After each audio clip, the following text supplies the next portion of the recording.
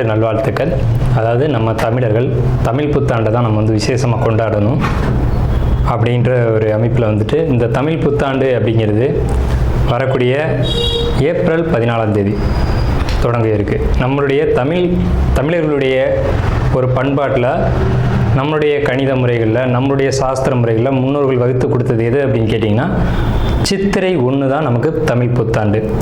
பிறக்க போகிற தமிழ் புத்தாண்டு இந்த சித்திரை 1 அப்படிங்கிறது விஸ்வாசு வருடம். அதாவது 60 வருடங்கள் தமிழருக்கு பிரபவ விவ சுக்ல பிரமோத்துத பிரமோத்பத்தி ஆங்கிரச ஸ்ரீமுக பவ யுவ தாது ஈஸ்வர வெகுதானியா அப்படின்ட்டு 60 வருடங்கள் தமிழ் வருடங்கள் கொடுக்கப்பட்டிருக்கு. அதில் 39வது வருடமானது விஸ்வாசு வருடம்.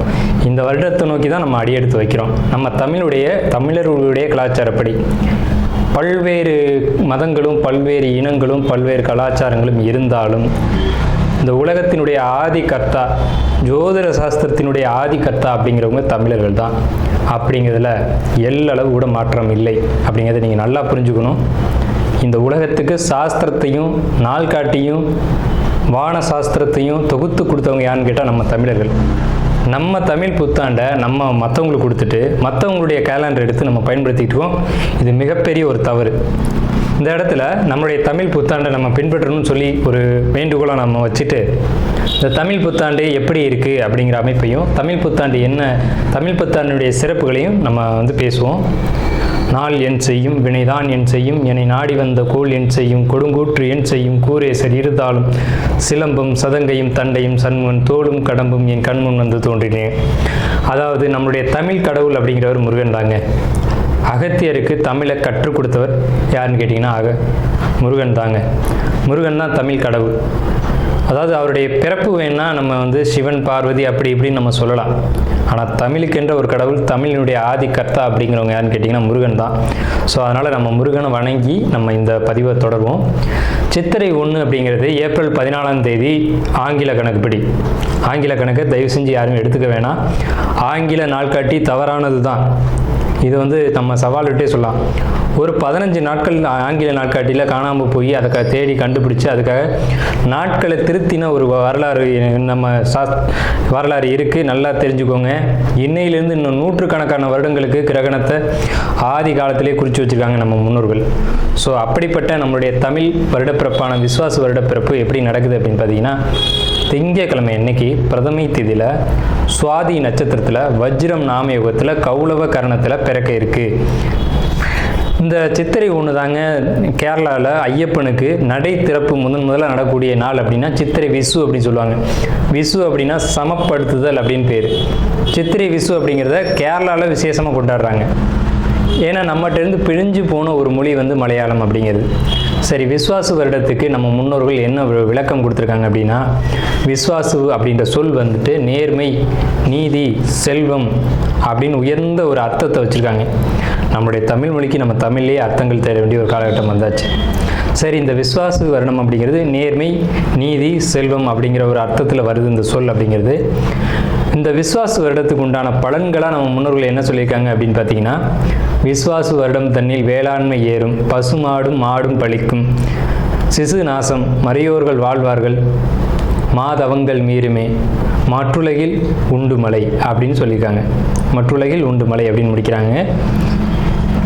இதனுடைய அர்த்தம் என்னன்னு கேட்டிங்கன்னா, இந்த வருடம் விஸ்வாசு வருடம் அப்படிங்கிறது ஒவ்வொரு 60 வருடங்களுக்கு ஒரு முறை 39 ஆண்டாக பிறக்கக்கூடிய இந்த விஸ்வாசு வருடமானது வருகின்ற காலகட்டத்தில் எல்லாம் வேளாண்மை உயரும் அப்படின்னு சொல்லியிருக்காங்க.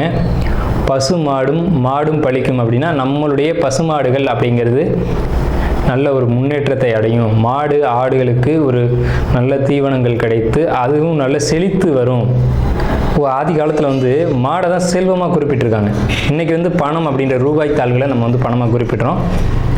ஒரு முன்னோர்கள்லாம் வந்து மாடு எவ்வளோ இருக்குது, மாட்டினுடைய அந்த குப்பை வந்து வேஸ்ட்டெல்லாம் எங்கே ஒரு மனிதன் வந்து எங்கே சேகரிக்கிறானோ அதை போய் முதல்ல பார்ப்பாங்கங்க. அதை வச்சு தான் அவனுடைய செல்வம் என்னன்றதை குறிப்பிட்டு பொண்ணு கொடுக்குறதா இருக்கட்டும், பொண்ணு எடுக்கிறதா இருக்கட்டும், இதெல்லாம் நம்முடைய மரபில் இருந்து வந்த ஒரு விஷயம். ஸோ அப்போ இத்தனை மாடுகள் இருந்தால் தான் அவன் செல்வந்தன் அப்படின்ற ஒரு கான்செப்ட் வந்து முன்னோர்கள் நமக்கு காமிச்சிருக்காங்க. அப்படிப்பட்ட பசுமாடுகள் மாடும் பழிக்கும் அப்படின்ற ஒரு வார்த்தையை வந்து அங்கே குறிப்பிட்டிருக்காங்க. சிசு நாசம் அப்படின்ற வார்த்தையை சொல்கிறாங்க. மறையோர்கள் வாழ்வார்கள். மறையோர்கள்னால் யாருன்னு கேட்டிங்கன்னா சமுதாயத்தில் முக்கியமாக இருக்கக்கூடிய பெரியவங்க, மற்றவங்களுக்கு வழிகாட்டக்கூடியவங்க வாழ்வாங்க அப்படின்றத சொல்லியிருக்காங்க. மாதவங்கள் மீறுமே அப்படின்ற ஒரு வார்த்தையும் வருது. மாதவங்கள் மீறும் அப்படின்னா ஒழுக்கக்கேடான செயல்பாடுகளில் மனிதர்கள் நடக்க வேண்டிய காலகட்டங்கள் வரும். ஒழுக்கக்கேடுனா என்னங்க?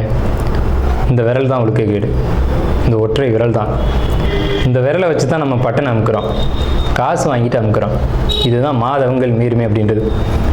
ஸோ அந்த மாதிரிலாம் இல்லாமல் மனசாட்சிக்கு துரோகம் செய்யாமல் யார் நீதி பரிபாலனம் செய்வாங்க அப்படின்றத தெரிஞ்சு சரியான வாக்களித்து நல்ல தலைவனை தேர்ந்தெடுக்க வேண்டிய காலகட்டங்கள் அப்படிங்கிறத இங்கே மறைமுகமாக இந்த விசுவாச வருடத்தினுடைய வெண்பா பாடல் அப்படிங்கிறது நமக்கு சுட்டி காட்டுது. இந்த சித்திரை வருட பிறப்பானது மகர லக்னம்னு சொல்லக்கூடிய சர லக்னங்களில் விழுகுது. எப்படின்னு கேட்பீங்க? தமிழனுடைய கணக்குப்படி சூரியன் எப்போது கிழக்கு வானில் உதிக்கிறதோ அதுதான் லக்னம். ஸோ சித்திரை மாதம் 1ஆம் தேதியானது உதிக்கக்கூடிய நேரம் அப்படிங்கிறது கிழக்கு வானத்தில் சூரியன் உதிக்கக்கூடிய அந்த டைம் அப்படிங்கிறது 2:22 அதிகாலை மணி 2:22க்கே சூரியன் கிழக்கு வானத்தில் உதிச்சிடறார். அப்போ அது லக்னமாக போட்டுக்கணும், இந்த வருடத்தினுடைய பிறப்பு லக்னமாக போட்டுக்கணும். ஸோ அப்படி நம்ம போடும்போது மகர லக்னம் சர லக்னத்தில் விழுகுது. முன்னோர்கள் சித்திரை 1ஆம் தேதி அப்படிங்கிறத கண்டறிஞ்சு அந்த 1ஆம் தேதி தொடங்கக்கூடிய லக்னத்தை கண்டறிஞ்சு அதுக்கான பலன்களை பஞ்சாங்கங்களில் எழுத ஆரம்பிச்சிருக்காங்க. ஸோ அதன் அடிப்படையில் சர லக்னமான மகர லக்னத்தில் இந்த புத்தாண்டு அப்படிங்கிறது பிறகுது. இது ஒரு விசேஷமான ஒரு விஷயந்தான். ஏன் அப்படின்னு கேட்டிங்கன்னா, அந்த மகர லக்னத்துக்கு அதிபதியான சனி பகவான் ஒரு பலமான ஒரு நிலையில் வருடப்பிறப்பின் போது இருப்பாங்க அப்படிங்கிற ஒரு விசேஷமான ஒரு அமைப்பில் இந்த வருடப்பிறப்பு அப்படிங்கிறது விஸ்வாச வருடம் பிறக்கின்றது. ஸோ இந்த விஸ்வாச வருடம் பிறக்கும் போதே நமக்கு ஒரு நல்ல செய்தி கிடைச்சாச்சு, இந்த வருடம் நன்றாக இருக்க போகுது அப்படிங்கிற ஒரு விஷயம். சரி, இதை சித்திரை மாதம் தான் நீங்கள் தமிழருடைய கலாச்சாரம் அப்படின்னு சொல்லிங்களே, இதுக்கு ஏதாவது ஆதாரம் இருக்கா அப்படின்னு கேட்டிங்கன்னா கண்டிப்பாக இருக்கிறது. புறநானூறு அப்படின்ற ஒரு தமிழ் இலக்கியம் இருக்குது. அதில் போய் தேடி பார்த்தீங்க அப்படின்னா தலைநாள் பூத்த பொன் இனர் வேங்கை அப்படின்ற சொல்லும், கனிவேங்கை நன்னாளே நாடி மலர்தலால் அப்படின்ற வார்த்தை வரும். அதாவது சித்திரை மாதத்தில் பூக்கள் அதிகமாக பூத்து குலுங்கும். அதனால தான் தலைநாள் அப்படின்ற சொல்ல யூஸ் பண்ணுறாங்க. தலைநாள்னா முதல் மாதம் அப்படின்னு, தலை மாதம் கடை மாதம் அப்படின்னு பிரிக்கிறாங்க. கனிவேங்கை நாடி மலர்தலால், கனிவேங்கை நல்லான் நாடி மலர்தலால், அந்த பூக்கள் பூக்கிறதுனால அந்த கனிவேங்கை மாதம் அப்படிங்கிறதையும் தலைநாள் பூத்த பொன் இனர் வேங்கை அப்படின்ற சொல்லும் புறநானூறு அப்படின்ற இலக்கியத்தில் தமிழ் மாதம் முதல் மாதம் சித்திரை மாதம்ன்ற குறிப்பீடு அங்கே இருக்குது. சரிங்களா? வண்ண மலர்கள் பூத்து குலுங்கக்கூடிய ஒரு பொன்னான மலர்கள், பொன் போன்ற மலர்கள். இன்றைக்கும் கேரளாவில் ஒரு மஞ்சள் நிறத்தில் தங்க நிறத்தில் பூக்கக்கூடிய பூக்களை பறித்து அவங்க விசேஷத்துக்கு சித்திரை 1 அன்னைக்கு கொண்டாடுறாங்க. அவங்க தமிழ் பண்பாடை பின்பற்றுறாங்க அப்படின்றத இதை நீங்கள் தெரிஞ்சுக்கலாம். சரிங்களா? இப்போ இந்த சித்திரைக்கு அதிதேவதை யாருன்னு கேட்டிங்கன்னா மகாவிஷ்ணு. மகாவிஷ்ணு தான் காக்கக்கூடிய கடவுள் அப்படின்னு சொல்கிறாங்க. மகாவிஷ்ணு எங்கும் நிறைந்தவர் அப்படின்னு சொல்கிறாங்க. சரிங்க சார், சித்திரை மாதம் விசேஷங்களை கொண்டாடலாமா அப்படின்ற ஒரு கேள்வி வரும். 100% கொண்டாடலாம். ஏன்னு கேளுங்க. இதுக்கு உதாரணம் ராமர் தான். ராமர் பட்டாபிஷேகம் ஏற்ற மாதம் எதுன்னு கேட்டிங்கன்னா சித்திரை மாதங்க.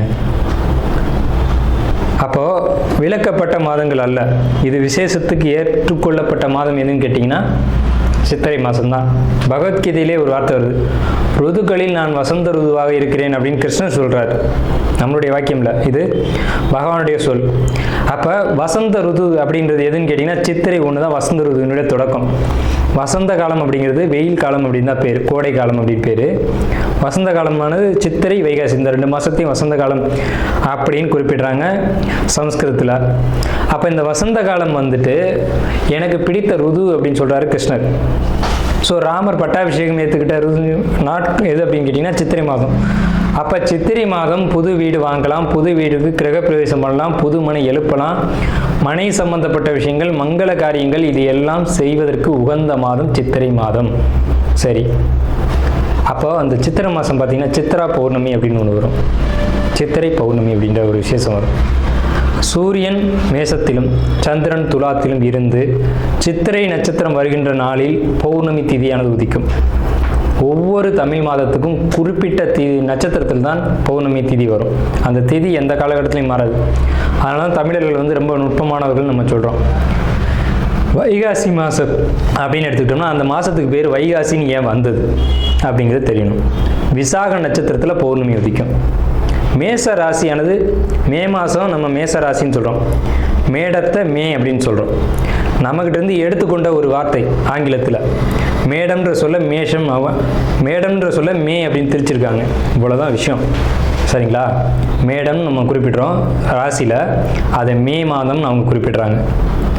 அப்போ இந்த பருவ காலத்தில் மே மாதம் வரக்கூடிய இந்த சித்திரை நட்சத்திரத்தில் தான் சித்திரை மாதம் பௌர்ணமி உதிக்கும். முழு நிலா, பெரிய நிலா உதிக்கும். சந்திரன் வந்து ரொம்ப பிரகாசமாக இருக்கக்கூடிய பௌர்ணமி திதியானது முதல்ல உதிக்கிற மாதம் சித்திரை மாதத்தில் தான் அவ்வளோ முழு நிலாவாக ஒலிக்கும். இந்த சித்ரா பௌர்ணமி அப்படிங்கிறது சித்திரகுப்தனுக்கான விசேஷ நாள். சித்திரகுப்தன் யாருங்க? யமனுடைய பிஏ, யமனுடைய கணக்காளி, யமனுடைய பணியாளர். இவரை வந்து இந்த மாதத்தில் விசேஷமாக கொண்டாடுறாங்க. நம்மளுடைய முன்னோர்கள் இறந்தவங்க இருக்காங்க அப்படின்னா அவங்க நல்ல ஆத்மாவா கெட்ட ஆத்மாவான்னு கணக்கு எழுதக்கூடியவர் சித்திரகுப்தன் தான். அந்த கணக்கு அவர் எழுதுறதுனால தான் சித்ரா பௌர்ணமி அன்னைக்கு நம்ம முன்னோர்களை கொண்டாடி விசேஷமாக வழிபாடு செய்கிறோம். தை 1 தமிழ் புத்தாண்டுன்னு கொண்டு வந்தாங்க. அதை முழுமையாக ஒரு வருடம் கூட அவங்களால கடைபிடிக்க முடியல. இன்னொரு வரைக்கும் அதுக்கான சரியான கணக்கீடுகளை அவங்களால கொடுக்க முடியலை. வார்த்தைக்கு தை 1 தான், இது வந்து நாங்கள் ஆதாரத்தை கண்டுபிடிச்சிட்டோம், எங்கள்கிட்ட இது இருக்குது அது இருக்குது அப்படின்லாம் சொன்னாங்க. ஆனால் ஒரு தெளிவான ஒரு விஷயத்தை அவங்களால கொடுக்க முடியல. அதுக்கான ஒரு காலண்டரையோ நாட்காட்டியோ அவங்களால கொடுக்க முடியல. சித்திரை 1 தான் தமிழர்களுக்கான புத்தாண்டு. அந்த புத்தாண்டை விசேஷமாக கொண்டாடணும். எப்படிலாம் கொண்டாடலாம் சார்? எப்படி கொண்டாடலாம்? சித்திரை மாதத்துக்கு முத நாளே அதுக்கு நம்ம தயாராகணும். நம்மளுடைய பாரம்பரிய உடைகளை அன்றைக்கி அணியணும். என்னது நம்ம பாரம்பரிய உடை அப்படின்னு கேட்டிங்கன்னா, தும்பப்பூ மல்லு வேட்டின்னு கேள்விப்பட்டிருப்பீங்க. மல்லு வேட்டி வந்து தும்ப நிறத்தில் தாங்க இருக்கும்.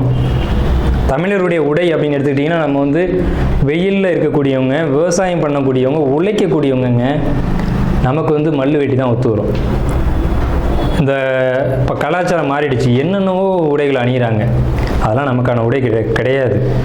தும்பப்பூ மல்லு வேட்டி தான் நமக்கான உடை. அப்போ இந்த மல்லு துணியை தான் நம்ம வஸ்திரத்தை அணியணும். மேல் சட்டை போடக்கூடிய வழக்கம் நம்மளுடைய கலாச்சாரத்தில் கிடையாது. அப்படி போடுறது ரொம்ப தவறான விஷயம். நம்ம தவறான விஷயத்தை நோக்கி போய்கிட்டு இருக்கோம். ஒரு ஊசியில் குத்தி ஒரு துணியை நெஞ்சு நீங்கள் போட்டிங்கன்னா நீங்கள் தமிழர்களே கிடையாது. உறுதியாக சொல்லுவேன். வெறும் துணியை நூலில் கோக்காமல் அணிகிறவன் தான் உண்மையான தமிழன். இதை மறுத்து பேசவே முடியாது. இதுதான் உண்மையான வரலாறு. அதாவது ஒரு துணியை எடுத்து அப்படியே உடலில் சுற்றிக்கணும், அவன் தான் தமிழன். மேல் அங்கம் வந்து வஸ்திரம்ன்ற துண்டும், அது எவ்வளோ பெருசாக வேணாலும் இருக்கலாம், அது சின்னதாக வேணாலும் இருக்கலாம். அது அவங்களுடைய வசதியை பொறுத்தது.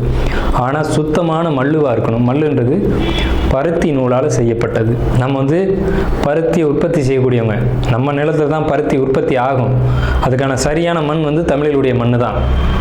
உலகத்துக்கே ஆடையும் சாஸ்திரத்தையும் கற்றுக் கொடுத்தவங்க யாருன்னா தமிழன் தான். ஸோ இந்த மாதிரி பாரம்பரிய உடைகளை அணிஞ்சு நம்ம விசேஷத்தை கொண்டாடணும்.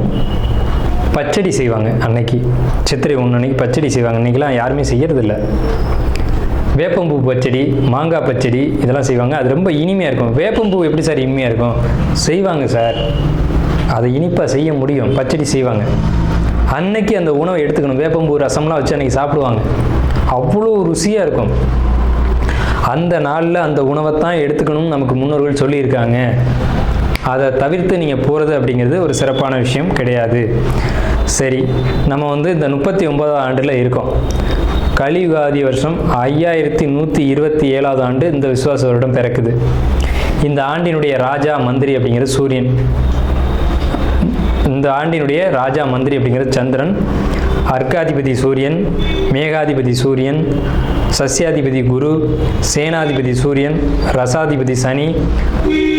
இந்த ஆண்டினுடைய ராஜா அப்படின்னு சொல்லக்கூடியவர் சந்திரன் பலமாக இருக்காங்க. இந்த ஆண்டு உடைய தொடக்கத்திலே பலமாக இருக்காங்க. சனி பலமாக இருக்காங்க. சூரியன் பலமாக இருக்காங்க. சூரியன் எப்போவுமே வருஷ ஆண்டு பிறப்பு அப்படின்னாலே சூரியன் பலமாக தான் இருப்பார். அது என்ன ஸ்பெஷல்னு கேட்டிங்கன்னா, அந்த வீடு வந்து எந்த ஒரு பலகீனமும் அடையாமல் இருக்குது. மேசராசி.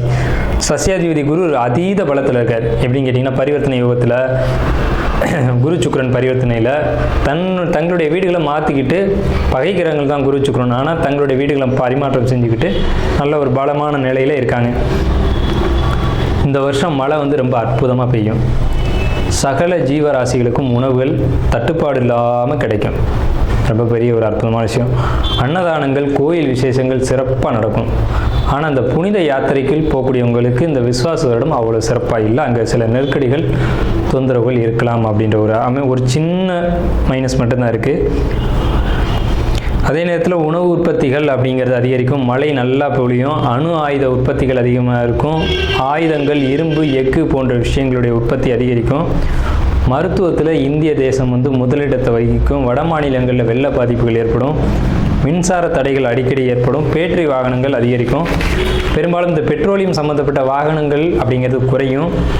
தங்கம், வெள்ளி உளைச்சல் அப்படிங்கிறது உச்சத்தை அடையும்.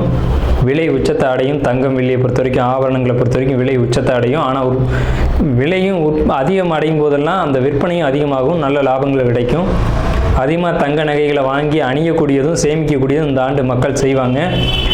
சுரங்கம், பெட்ரோலியம், கிணறு இதை பொறுத்த வரைக்கும் விபத்துக்கள் ஏற்படுத்தி கொண்டே இருக்கும். பெண்களுக்கு அவமரியாதைகளும் பாலியல் தொந்தரவும் நடைபெறும். இது ஒரு மைனஸ் தாங்க. பூச்சி, கருவண்டு இந்த மாதிரியான விஷயங்கள் அதிகரிக்கும். வெங்காயம், தக்காளி, பூண்டு, மாங்காய், புளி இதனுடைய உற்பத்தியும் அதிகமாக இருக்கும். விலையும் அதிகமாக இருக்கும். மனிதர்களுக்கு இந்த நடைப்பயணம் போகக்கூடியவங்களுக்கு மட்டும் கொஞ்சம் தொந்தரவுகள் இருக்குங்க. இது இந்த ஆண்டினுடைய பலனாக இருக்குது. இந்த ஆண்டு எப்படி கொண்டாடணும் அப்படின்றத பற்றி நம்ம பேசணும், சரிங்களா? அப்போ அந்த நாளில் புத்தாடைகள் அணிஞ்சு விசேஷமாக நம்ம அதுக்கு முத நாளே தயாராகிடணும். சித்திரை கனி காணுதல் அப்படின்னு சொல்லுவாங்க. சித்திரை கனி காணுதல் தமிழருடைய ஒரு மரபான பண்பாடு. இந்த சித்திரை மாதத்துக்கு முத நாளே அதுக்கான ஏற்பாடுகள்லாம் செஞ்சு வச்சுட்டு நீங்கள் அடுத்த நாள் புத்தாண்டு பிறக்கும்போது அந்த சித்திரை கனி காணுதலோடு நீங்கள் தொடங்குனீங்க அப்படின்னா இந்த புத்தாண்டு ரொம்ப பெரிய விசேஷத்தை உங்களுக்கு கொடுக்கும். நீங்கள் 12 ராசிகளில் எந்த ராசியில் பிறந்திருந்தாலும் உங்களுக்கு ஏற்றம் தான் அப்படிங்கிறதுல மாற்றுக்கிறதுக்கு இடமில்லை. 12 ராசிகளுக்கும் யோகத்தை கொடுக்கக்கூடிய ஒரு ஆண்டு தான் இந்த சித்திரை புத்தாண்டு பிறப்பு, விஸ்வாச வருட பிறப்பு. விஸ்வாசு அப்படின்னாலே விஸ்வாசம் அப்படின்ற சொல்ல ஒரு தெரிந்த சொல்ல தான் நம்ம பார்க்குறோம். நேர்மையாகவும் மக்கள் செயல்படுவாங்க, நீதியோடு நடந்துக்குவாங்க. நீதி என்னன்றது தெரியும். தலைமையில் இருக்கக்கூடியவங்களுக்கு கொஞ்சம் தொந்தரவுகள் வரும். தலைமை அப்படின்னா உங்களுக்கு தெரியும், அரசாங்கத்தில் அரசியலில் இருக்கக்கூடியவங்களுக்கு தொந்தரவுகள் வருது அப்படிங்கிறதெல்லாம் மாற்றுக்கிறதுக்கு இடமில்லை. இதை பலர் சொல்லலாம், பலர் மறுக்கலாம். நடக்கும்போது சில விஷயங்கள் நீங்கள் தெரிஞ்சுக்கிங்க. புத்தாண்டினுடைய பிறப்பானது சிம்ம மாந்தியில் தொடங்குகிறது. அப்போ தலைமையில் இருக்கக்கூடியவங்க யாருன்னு நம்ம குறிப்பிட்டு சொல்ல முடியாது. எல்லாருமே தலைமை தான். அந்த பார்லிமெண்ட்டு, அதே மாதிரி நாடாளுமன்றம், இந்த மாதிரி இடங்களுக்கு போகக்கூடியவங்க எல்லாருமே தலைமை தான். இவங்களுக்கு மட்டும் கொஞ்சம் எச்சரிக்கையாக இருக்கணும் அப்படின்ற காலகட்டம். உடலையும் மனதையும் தைரியமாக பார்த்து கொள்ள வேண்டும் அப்படின்ற காலகட்டம் இந்த விஸ்வாச வருடம். அதே சமயத்தில் நீதி, நேர்மை யாரெல்லாம் கடைபிடிக்கிறீங்களோ உங்களுக்கு இந்த விஸ்வாச வருடம் உங்களை விசுவாசமாக காப்பாற்றும் அப்படிங்கிறதுலையும் மாற்றுக்கிறதுக்கு இடம் இல்லைங்க. ஸோ நம்மளுடைய இந்த வீடியோ பார்த்த அனைவருக்கும் நன்றிகள். விசாக நட்சத்திரம் 4ஆம் பாதம், விருச்சிக ராசி. உங்களுக்கு பொறுத்த வரைக்கும் இந்த விஸ்வாச வருடம் தமிழ் வருஷம் 39வது தமிழ் வருஷம் எப்படி இருக்குது அப்படின்னு பார்த்தீங்கன்னா, பொருளாதார தடைகள் இருக்கும். ஆனி மாதம் ப்ளஸ் ஐப்பசி மாதம் பரவாயில்ல அப்படின்ற ஒரு சூழ்நிலை இருக்கும். உங்களுடைய பேர் எதையேனும் ஒரு விதத்தில் கெட்டு போகிறதுக்கான ஒரு வாய்ப்பு உண்டு. சமுதாயத்திலையும் சரி, சொந்த பந்தத்துக்கு இடையிலும் சரி, அந்த மாதிரியான ஒரு காரியங்களில் ஈடுபடாமல் பார்த்துக்கோங்க, தப்பிச்சுக்கோங்க. இப்படி இந்த விஷயங்கள்லேருந்து நீங்கள் தப்பிக்கணும் அப்படின்னு நினச்சிங்க அப்படின்னா ஒரு ஜோசியர்கிட்டையோ அல்லது ஒரு வழிகாட்டக்கூடிய ஆசிரியர்கிட்டையோ போய் ஒரு ஆலோசனை எடுத்துக்கோங்க. மரியாதை தான் ரொம்ப முக்கியம். மரியாதை கெட்டு போகக்கூடிய ஒரு சூழ்நிலை அப்படிங்கிறது உங்களுக்கு நிகழக்கூடும். கிரக நிலைகளை பொறுத்து நம்ம சொல்கிறோம். ஒரு ஜோதிடரை அணுகி இதை கேட்டு தெரிஞ்சுக்கணும். குழந்தை சம்பந்தமான வருத்தங்கள் உங்களுக்கு இந்த ஆண்டில் உண்டு. ஸோ உங்களுக்கு பொறுத்த வரைக்கும் குழந்தைக்கு சம்மந்தமான ஒரு ப்ராப்ளம் அல்லது குழந்தைக்காக இயங்கக்கூடிய சூழ்நிலை அப்படிங்கலாம் கொடுக்கும். வெளியூர் வெளிநாடு பயணங்கள் இருக்குது, ஆனால் கவனமாக அதை பயன்படுத்திக்கணும். அதே இது ஒரு மர்மமான ராசின்னு பேர். எப்படின்னு கேட்டிங்கன்னா, நீங்கள் என்ன யோசிக்கிறீங்கன்னு உங்கள் நண்பர்களுக்கே தெரியாது. ஸோ அப்படிப்பட்ட ஒரு மர்மமான நபர்கள் நீங்கள் என்ன சிந்திக்கிறீங்க அப்படிங்கிறத கூட உங்கள் நண்பர்களால் கண்டுபிடிக்க முடியாது. எடுத்த வேலையை கொடுத்த நேரத்தில் செய்வீங்க. கொடுக்கப்பட்ட நேரம் குறைவாக இருக்கும், ஆனால் தான் நினச்ச நேரத்துக்குள்ளே அதை முடிச்சிருவீங்க. ஸோ இப்படிப்பட்ட உங்களுக்கு இந்த விருச்சிக ராசி அப்படின்றது தேல் அப்படின்ற சின்னத்தை அடிப்படையாக வச்சு கொடுத்துருக்காங்க. தேல் அப்படிங்கிறது ஒரு ஆண் தேல் இனப்பெருக்கத்தின் போது மரணம் அடைஞ்சிடும். அது ஒன்று. அந்த தேள் ஒரு குட்டி எடுத்த உடனே அதுவும் இறந்துடும். ஸோ இப்படிப்பட்ட தாய்மையின் அதி உச்சமான விருச்சிக ராசி. இதில் ராணி தேள் அப்படின்னு ஒரு தேள் இருக்கும், தேள் இல்லை, அதுதான் வந்து அதிகபட்சமான பாதுகாப்போடு இருக்கக்கூடிய ஒரு தேள். அந்த மாதிரி ஒரு பாதுகாப்பு உணர்வோடையும் எச்சரிக்கை உணர்வோடையும் பயணிக்கக்கூடியவங்க யாருன்னு கேட்டிங்கன்னா இந்த விருச்சிக ராசிக்காரங்களான நீங்கள் தான். எப்போவுமே உள்ளுக்குள்ளே ஒரு பயம் இருக்கும், வெளியில் ஒரு தைரியமான நிலையில் காட்டிக்கிற மாதிரி உங்களை நீங்கள் காட்டிக்கிங்க. ஸோ இப்படிப்பட்ட உங்களுக்கு இந்த விஸ்வாச வருடம் பிறந்தக்கூடிய இந்த கிரக நிலைகளானது எப்படி இருக்குது அப்படின்னு பார்த்தீங்கன்னா, உங்கள் ராசிக்கு 4ஆம் இடத்து ராகு, 5ஆம் இடத்து சனி, 8ஆம் இடத்து குரு, 10ஆம் இடத்து கேது. நன்மை செய்யுமா தீமை செய்யுமா, நல்லதா கெட்டதா, வெற்றியா தோல்வியா, இப்படின்ற ஒரு கேள்விகளோடு நம்ம ஆரம்பிக்கிறோம். கண்டிப்பாக நல்லது அப்படின்ற சொல்கிறது மட்டும்தான் நமக்கு வந்து ஒரு அமைப்பு அப்படிங்கிறது இருக்குது. ஸோ எப்படி நல்லது அப்படிங்கிறத நம்ம முதல்ல பார்த்துருவோம். உங்களுக்கு வெளியூர் வெளிநாடு பயணங்கள் இருக்கா அப்படின்னு பார்த்தா கண்டிப்பாக அதுக்கான வாய்ப்புகள் இருக்குது. ஆனால் அதில் கொஞ்சம் கவனம் போகலாம், ஆனால் கவனமாக இருக்கணும் அப்படிங்கிற ஒரு அமைப்பு. உங்கள் மனசுக்குள்ளே இப்போ ஒரு பதட்டம் இப்போ தெரியும், ஒரு கவலை, ஒரு அழுத்தம் உங்களுக்குள்ளே தெரியும். அதே மாதிரி உங்களுக்கு உடன் பிறந்தவங்க மூலமாக ஒரு சப்போர்ட் அப்படிங்கிறது கிடைக்கும். இப்போ 4ல் ராகு அப்படிங்கும்போது தாய் வழியில் நீங்கள் எச்சரிக்கையாக இருக்கணும் அப்படின்ற ஒரு அமைப்பு. ஆனால் அந்த 4ல் ராகு இருந்தாலும் அதை குரு பார்க்குறாரு. அப்போ அம்மாவுக்கு உடம்புக்கு எடுத்து போயிருமா அப்படின்னா இல்லை, அதை குரு பார்த்து சரி பண்ணுறாருங்க. ஆனாலும் நீங்கள் கவனமாக இருக்கணும் அப்படின்ற ஒரு காலகட்டம் தான் இது. பெரிய பாதிப்புகள் ஏற்பட்டுறாது, ஆனால் எச்சரிக்கையாக இருக்கணும் விருச்சிக ராசியை பொறுத்த வரைக்கும் அவங்களுடைய தாயார் உடல்நிலையில். ஆனால் கடந்த காலகட்டங்களில் பாதிப்புகள் அதிகமாக கடந்து வந்திருப்பீங்க, அதெல்லாம் உண்மைதான். 5ஆம் இடத்து சனி மன அழுத்தங்கள், குழப்பங்கள், கவலைகள் இதெல்லாம் கொடுக்கும். தொழிலில் தடை தாமதங்கள், தொழில் லாபத்தில் ஒரு பிரச்சனை, தொழில் பண்ண முடியாத ஒரு சூழ்நிலை, ஒரு தொழிலில் முக்கியமான ஒரு பார்ட்னராக இருந்தவர் கைவிட்டு போனது அப்படிங்கிற ஒரு நிலையெல்லாம் உங்களுக்கு வந்து இந்த காலகட்டங்களில் இந்த விசுவாச ஆண்டுலையும் அது தொடரும். ஆண்டினுடைய பிற்பகுதி அப்படிங்கிறது விருச்சிக ராசிக்கு தந்தை வழியில் பிரச்சனை, அரசாங்க வழியில் தொந்தரவுகள் இதெல்லாம் சந்திக்கக்கூடும். அதே மாதிரி தந்தை விட்டு பிரிஞ்சு இருக்கிறது அப்படிங்கிறது விருச்சிக ராசிக்கு ரொம்ப நல்லது. தொழிலில் ப்ராப்ளம் அப்படிங்கிறது இந்த ஆண்டு உண்டு. விருச்சிக ராசிக்கு என்ன மாதிரியான தொழில் தடைகளை கொடுக்கும் அப்படின்னா, 10ஆம் இடத்துக்கு கேது அப்படிங்கிறது சட்ட ரீதியான குழப்பங்கள், சட்ட ரீதியான பிரச்சனைகள். புதுசாக ஒரு விஷயத்தை அமுல்படுத்திட்டு அதன் மூலமாக நேரடியாகவோ மறைமுகமாகவோ உங்களுக்கு ஒரு பாதிப்பை ஏற்படுத்தக்கூடிய ஒரு அமைப்பை கொடுத்துரும். சொத்தை பொறுத்த வரைக்கும் சார் நல்லா இருக்கா? சரி, தொழிலை சொல்லிட்டீங்க, அம்மா அப்பாவை சொல்லிட்டீங்க, குடும்பத்தை சொல்லிட்டீங்க, ஓகே. சொத்து கிடைக்குமா சார்? சொத்துக்காக ஒரு கேஸ் போட்டிருக்கேனே என்ன ஆகும் அப்படின்னு நீங்கள் கேட்டிங்கன்னா கண்டிப்பாக அந்த சொத்து உங்களுக்கு கிடைக்கும். அந்த கேஸில் நீங்கள் ஜெயிப்பீங்க அப்படின்னு தான் நம்ம சொல்ல முடியும். ஏன்னா இந்த கிரக அமைப்பு குரு வந்து 8ஆம் வீட்டில் மறைஞ்சு 2, 4, 8, 12 இந்த வீடியோவில் பார்க்குறாங்க. அப்போ நல்ல தூக்கம் வரும் சார். நல்ல ஒரு வெளியூர் பயணம், லக்ஸரியான பயணம் இருக்கும், நீண்ட தூர பயணங்கள் இருக்கும், வெளிநாடு போகலாம், எச்சரிக்கைன்னு அதனால தான் ஆரம்பிக்கும்போதே சொன்னோம். ஜாப்பில் இருக்கக்கூடியவங்களை பொறுத்த வரைக்கும் ப்ரமோஷன் நிச்சயமாக உண்டு. தொழிலில் இருக்கக்கூடியவங்களுக்கு சின்ன சின்ன குழப்பங்கள், மனக்கவலைகள், தொழில் ரீதியான குழப்பங்கள், கவலைகள் இதெல்லாம் உண்டு. தொழிலில் பிரச்சனை வரும். இடம் மாற முடியுமா அப்படின்னு கேட்டிங்கன்னா இடம் மாறுறது கொஞ்சம் சிரமம்தான். இடமாற்றங்கள் அப்படிங்கிறது தொழிலில் இல்லை. அதே நேரத்தில் தொழிலில் சிக்கல் வரும், ஆனால் சிக்கலுக்கு பின்னாடி ஒரு முடிவும் கிடைக்கும். சிக்கலுக்கு பின்னாடி உங்களுக்கு ஒரு தெளிவும் கிடைக்கும். விருச்சிக ராசி அல்லது விருச்சிக லக்னக்காரங்களுக்கும் இது பொருந்தும். உங்களுடைய நட்பு, திருமண வாழ்க்கையை பொறுத்த வரைக்கும் கொஞ்சம் இடர்பாடான சூழ்நிலைகள் தான். அவங்களுடைய சப்போர்ட், உதவின்றது கொஞ்சம் குறைவாக தான் கிடைக்கும். நண்பர்களை விட்டு விலகி போயிருப்பாங்க அப்படிங்கிறத நம்ம ஆல்ரெடி பேசணும். ஸோ அந்த மாதிரியான ஒரு அமைப்பு தான். தொழிலை பொறுத்த வரைக்கும், சமுதாய விஷயங்களை பொறுத்த வரைக்கும் நண்பர்களாக இருக்கட்டும், மனைவியாக இருக்கட்டும், சப்போர்ட் கொஞ்சம் குறையும். எப்போவுமே தொழிலுக்கு சார் விருச்சிக ராசியை பொறுத்த வரைக்கும் மனைவி தான் அதிகமாக உழைப்பாங்க, கணவன் பேரளவில் மட்டும்தான் இருப்பார். ஆனால் இந்த சமயத்தில் மனைவியினுடைய சப்போர்ட்டே குறைவாக இருக்குது அப்படின்னு பார்க்கும்போது அப்போ தொழிலில் கொஞ்சம் இடர்கள் வரத்தான் செய்யும். அதை மனைவிக்கிட்ட விட்டு கொடுத்து போகிறது மூலமாக மட்டும்தான் நீங்கள் சரி செய்ய முடியும். நண்பர்கள்ட்ட விட்டு கொடுத்து போகிறது மூலமாக மட்டும்தான் சரி செய்ய முடியும். எப்போவுமே விருச்சிகம் தனியாக தொழில் செய்யாது சார், கூட்டாக தான் செய்யும்.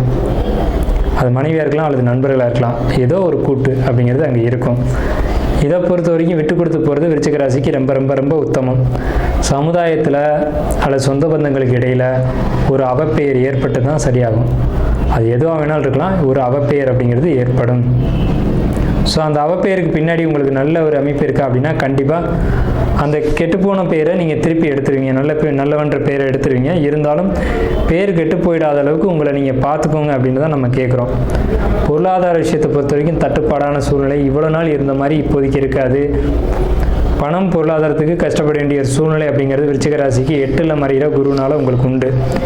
8ல் குரு மறைஞ்சாலும் ராசிக்கு 2ஆம் இடத்தை பார்க்குறாரு சார் அப்படின்னா அந்த 2ஆம் இடத்தை பார்வை செய்கிற அளவுக்கான பொருளாதாரத்தை உங்களுக்கு கொடுத்துருவாரு. ஆனால் வார்த்தைகளில் ரொம்ப கவனமாக இருக்கணும்.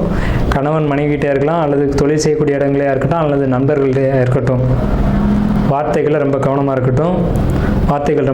இருக்கணும். தந்தை மகன் உறவு, தந்தை மகள் உறவு பொறுத்த வரைக்கும் விட்டு கொடுத்து போங்க. நீங்கள் உங்கள் குழந்தைங்களை நம்பாமல் இருக்கிறது, உங்கள் குழந்தைங்க உங்களை நம்பாமல் இருக்கிறது, இதெல்லாம் விருச்சிக ராசிக்குள்ளே ஒரு பெரிய பாடான பாடு. யாருக்காக நம்ம வாழ்கிறோம், நம்ம எதுக்காக நம்ம குழந்தைங்களை எடுத்துக்கிறோம், நம்மளுடைய அடுத்த பரிமாணம் தானே அது. அந்த தன்மைகளை புரிஞ்சுக்கோங்க சார். அதுக்கு குழந்தைங்களுக்கு உண்டான சொத்தாக இருக்கட்டும், குழந்தைங்களுக்கு உண்டான ஒரு அமைப்பாக இருக்கட்டும், தொழிலை கேட்குறாங்களா வச்சு கொடுத்துருங்க. உங்கள் தொழிலே கேட்குறாங்களா கொடுத்துருங்க, கொடுத்துட்டு நிம்மதியாக இருங்க, அவங்க செய்யட்டுமே. இப்போ என்ன, ஸோ அந்த மாதிரியான ஒரு எண்ணங்கள் உங்களுக்குள்ள வரணும்.